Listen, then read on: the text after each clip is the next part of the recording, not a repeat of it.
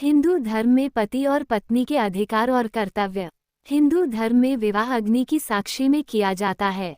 सनातन धर्म में अग्नि को परम पवित्र और ईश्वर का प्रतिनिधि माना जाता है। विवाह के समय अग्नि के समक्ष जो प्रतिज्ञाएं की जाती हैं, वे जीवन में सुख और समृद्धि का मूल हैं। आज जो विवाह अधिक नहीं टिक रहे और अदालतों में तलाक के बहुत मामले आ रहे हैं, उसके पीछे ये बहुत बड़ा कारण है कि हमने विवाह को गंभीरता से लेना कम कर दिया है। बहरहाल आजकल देखा ये जा रहा है कि विवाह के समय वर और वधू दोनों अग्नि के समक्ष ली जाने वाली शपथों पर बिल्कुल ध्यान नहीं देते। वे इसे एक औपचारिकता ही मानकर चलते हैं। आजकल तो विवाह करवाने वाले पंडित इन शपथों को बहुत स्पष्ट हिंदी भाषा में भी समझाते हैं, लेकिन इसकी तरफ वे बहुत ध्यान नहीं दिया जाता। ये स्थिति बदलनी चाहिए, तभी हिंदू परिवारों में पहले जैसी समन्वय की स्थिति बन पाएगी।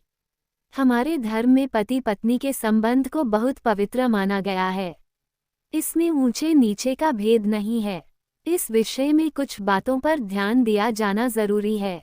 विभिन्न धर्मों और पंथों में पति पत्नी के संबंध का अपनी अपनी धार्मिक आस्थाओं और रीति रिवाजों के आधार पर किया गया है। किसी धर्म में शादी एक करार है तो किसी धर्म में कुछ और तरह की मान्यताएं हैं। सनातन धर्म में विवाह को जीवन के 16 संस्कारों में सबसे महत्वपूर्ण और पवित्र संस्कार माना गया है। हिंदू धर्म में पति और पत्नी के कर्तव्यों का बहुत सुस्पष्ट निर्धारण है। दोनों के बीच क्या संबंध है, दोनों का गृहस्थ में क्या स्थान है, एक दूसरे पर क्या अधिकार है, इस विषय पर बहुत सुविचारित तरह से निर्णय लिए गए हैं।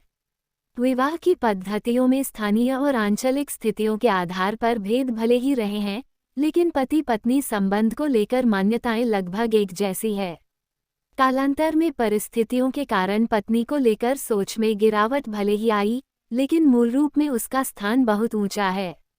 आज पारिवारिक विघटन के दौर में हमें अपने मूल दर्शन और विचार की लौटना होगा, तभी घर में सुख शांति संभव है। इस विषय में बहुत विस्तार से चर्चा न भी करनी हो तो विवाह के समय पढ़े जाने वाले मंत्र ही आदर्श हैं। विवाह के बाद सप्तपदी होती है। इसमें वर वधू 7 पग एक साथ चलते हैं। गृहस्थियों को सुखी बनाने के लिए जो कुछ भी आवश्यक है, उसका वर्णन पहले 6 मंत्रों में निहित ही। 7वां पग उठाते समय पति कहता है, ओ सखा सप्तपदी भाव, अर्थात 7 पग उठा लिए, अब हम आपसे में सखा हैं, मित्र हैं। सखा और मित्र में ऊंचा नीचा या बड़ा छोटा कोई नहीं होता, दोनों में बराबरी का संबंध होता है। वेदों में परमेश्वर को सखा कहा गया है।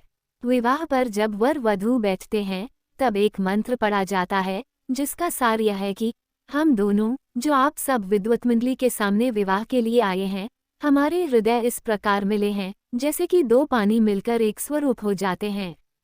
पत्नी को अपने से नीचा मानने वालों के लिए इस मंत्र को समझना जरूरी है। पति और पत्नी समान हैं, लेकिन गृहस्थी को सुचारू रूप से चलाने के लिए उनके कुछ कर्तव्य निर्धारित हैं। वैदिक धर्म में अधिकार से अधिक कर्तव्य पर ध्यान दिया गया है। शास्त्रों में पति और पत्नी को क्रमशः राजा और मंत्री भी कहा गया है। सारा शासन मंत्री की सम्मति से होता है, लेकिन आज्ञा राजा की ही होती है। मंत्री को पूरा अधिकार होता है कि वह शासन के हितहित का विचार कर राजा को अपनी सम्मति दे। सिर्फ स्त्रियों के कर्तव्य निर्धारित नहीं हैं, पति के कर्तव्य भी तय हैं। पति का कर्तव्य है कि वह पत्नी को संपन्न रखे, उसकी रक्षा करे, उसे किसी तरह की कमी नहीं आने दे और परिवार, समाज तथा धर्म के लिए किए जाने वाले कार्यों में पत्नी की सम्मति और सहमति जरूर ले। धार्मिक अनुष्ठानों में उसे बराबरी से भागीदार बनाए। पत्नी का भी कर्तव्य है कि वह पति के प्रति पूरी तरह समर्पित रहकर उसके सुख का ध्यान रखें। उसमें कोई अवगुण भी हो तो उसके साथ सामंजस्य बैठाकर उसे दूर करने का धैर्य के साथ प्रयास करें। पति का कर्तव्य है कि वह जो भी धन अर्जित करे उसे पत्नी के हाथों में सौंप दे। इस धन को किस तरह व्यय किया आना है, ये दोनों की परस्पर सहमति से तय हो।